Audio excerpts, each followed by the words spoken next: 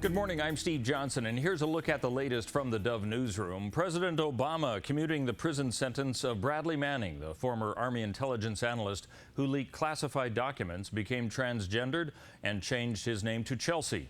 Manning is more than 6 years into a 35-year sentence for leaking classified government and military documents to the anti-secrecy website WikiLeaks. Last week, White House spokesman Josh Earnest said the Manning case was different than other allegations against Edward Snowden, who also leaked government documents. Chelsea Manning is somebody who went through the military criminal justice process, was exposed to due process, was found guilty, was sentenced for her crimes, and she acknowledged wrongdoing. Mr. Snowden fled.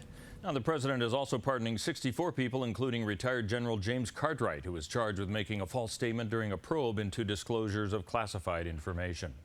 Oregon Senator Ron Wyden spearheading many anti-Trump movements in the Democratic Party as the inauguration nears. His latest is the opposition to EPA nominee Scott Pruitt. In his comments on the Senate floor in opposition to the nomination, Wyden says Pruitt just doesn't do things in the Oregon way. The Oregon way is something that Democrats and Republicans, people across the political spectrum, subscribe to because it involved protecting our treasured land, air, and water.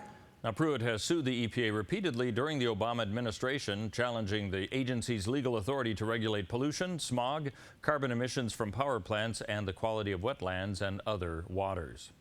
U.S. troops increasing and training is ramping up in Poland. Tank and Bradley fighting vehicle crews from the U.S. military conducted live fire training exercises in Poland. Military said it would look to eventually tie in Polish NATO partners to their workouts.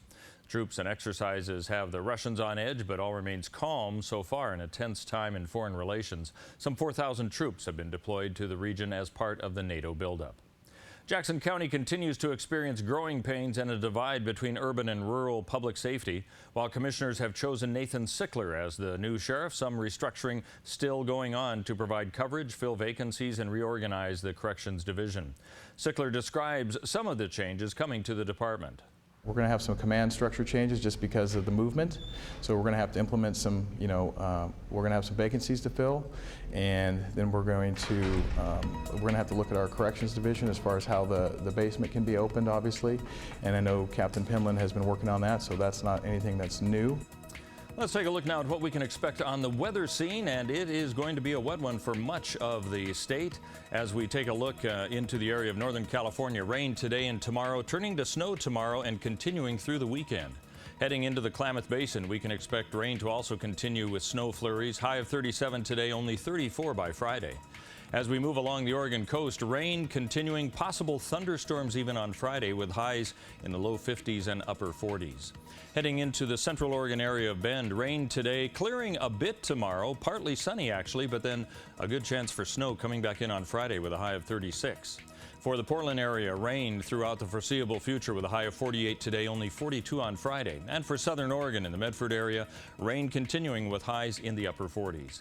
That's a look at news and weather. You're up to date here on the Dove.